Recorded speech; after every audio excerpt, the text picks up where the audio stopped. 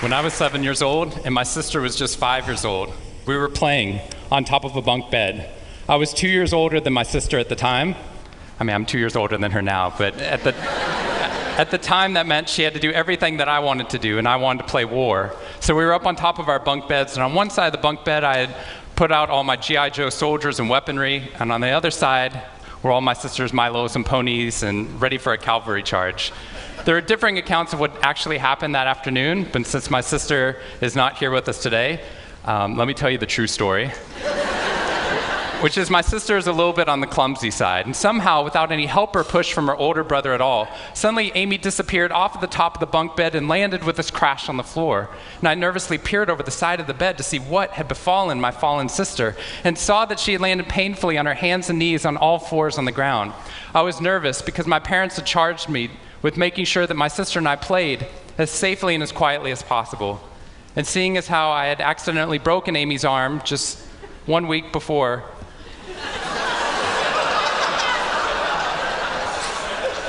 heroically pushing her out of the way of an oncoming imaginary sniper bullet, for which I have yet to be thanked. I was trying as hard as I could.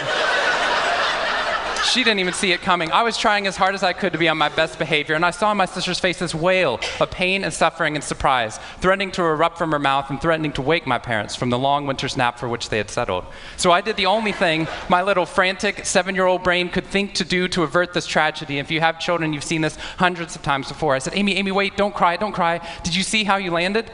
No human lands on all fours like that. Amy, I think this means you're a unicorn. Now that was cheating, because there's nothing in the world my sister would want more than not to be Amy the hurt 5-year-old little sister, but Amy the special unicorn. Of course, this was an option that was open to her brain at no point in the past, and you could see on my poor, manipulated sister's face conflict, as her little brain attempted to devote resources to feeling the pain and suffering surprise she just experienced, or contemplating her newfound identity as a unicorn. And the latter won out. Instead of crying, instead of ceasing our play, instead of waking my parents with all the negative consequences that would have ensued for me, instead, a smile spread across her face, and she scrambled right back up onto the bunk bed with all the grace of a baby unicorn. With one broken leg. What we stumbled across at this tender age of just 5 and 7, we had no idea at the time, was something that was going to be at the vanguard of a scientific revolution occurring 2 decades later in the way that we look at the human brain. What we had stumbled across is something called positive psychology, which is the reason that I'm here today and the reason that I wake up every morning. When I first started talking about this research outside of academia, out with companies and schools, the very first thing they said to never do is to start your talk with a graph. The very first thing I wanted to do is start my talk with a graph. This graph looks boring, but this graph is the reason that I get excited and wake up every morning. And this graph doesn't even mean anything. It's fake data. What we found is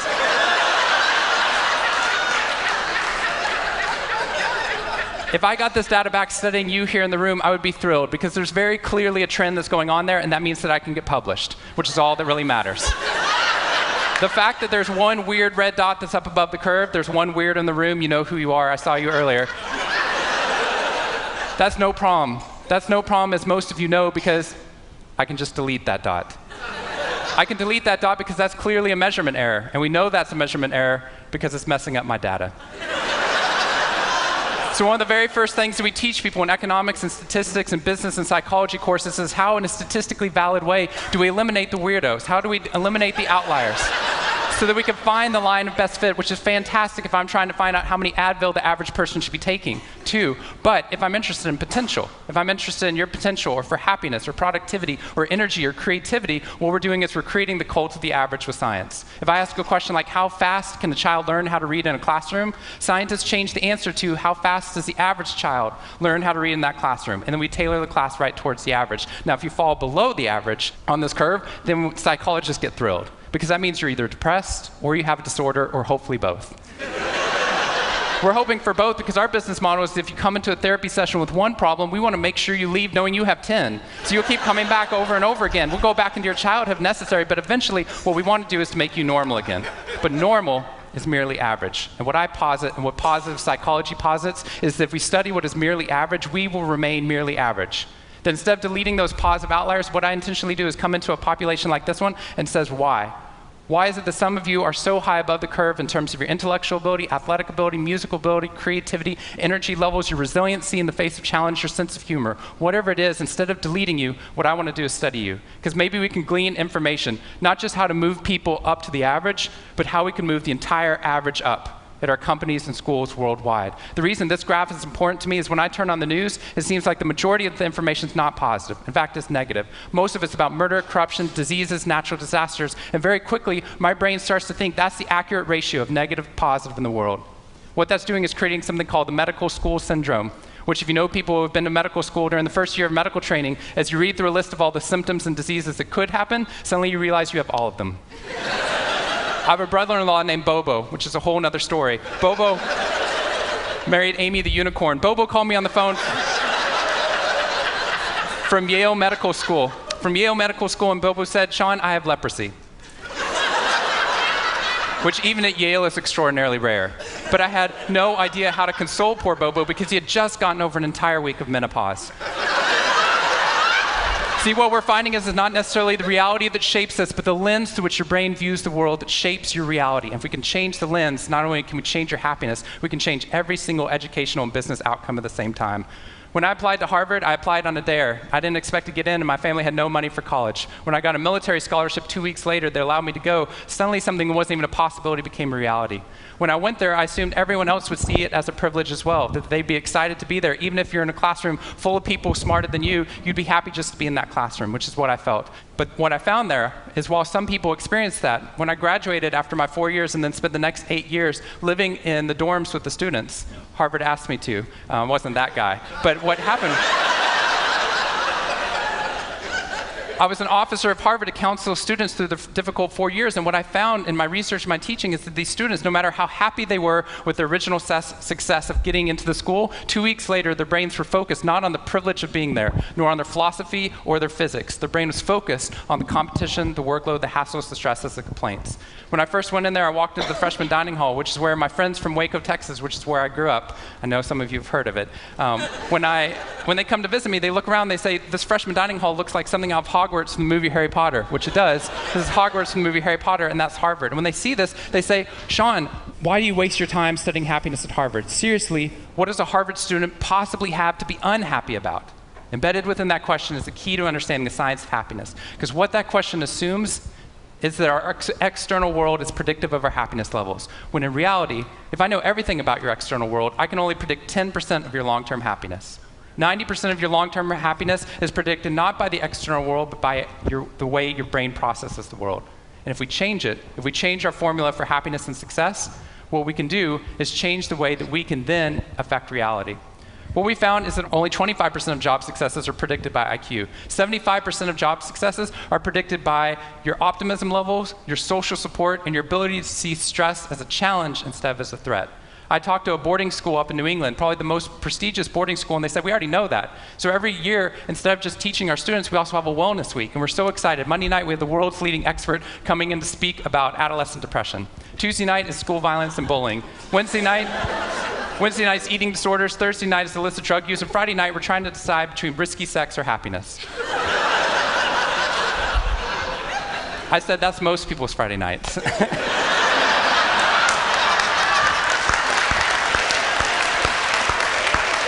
Which I'm glad you liked, but they did not like that at all. Silence on the phone. And into the silence, I said, I'd be happy to speak at your school, but just so you know, that's not a wellness week, that's a sickness week. What you've done is you've outlined all the negative things that can happen, but not talked about the positive. The absence of disease is not health. Here's how we get to health. We need to reverse the formula for happiness and success. In the past 3 years, I've traveled to 45 different countries, working with schools and companies in the midst of an economic downturn. And what I found is that most companies and schools follow a formula for success, which is this: if I work harder, I'll be more successful. And if I'm more successful, then I'll be happier. That undergirds most of our parenting styles, our managing styles, the way that we motivate our behavior. And the problem is, it's scientifically broken and backwards for two reasons. First, every time your brain has a success, You just change the goalpost of what success looked like. You got good grades, now you have to get better grades. You got into a good school, now you have to get a better school. You got a good job, now you have to get a better job. You hit your sales target, we're going to change your sales target. And if happiness is on the opposite side of success, your brain never gets there.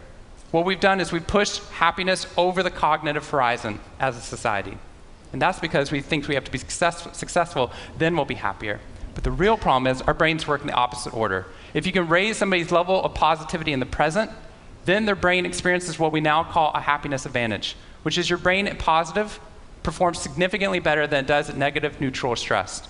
Your intelligence rises, your creativity rises, your energy levels rise. In fact, what we found is that every single business outcome improves.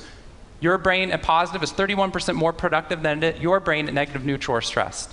You're 37% better at sales. Doctors are 19% faster, more accurate at coming up with the correct diagnosis when positive instead of negative, neutral, or stressed, which means we can reverse the formula.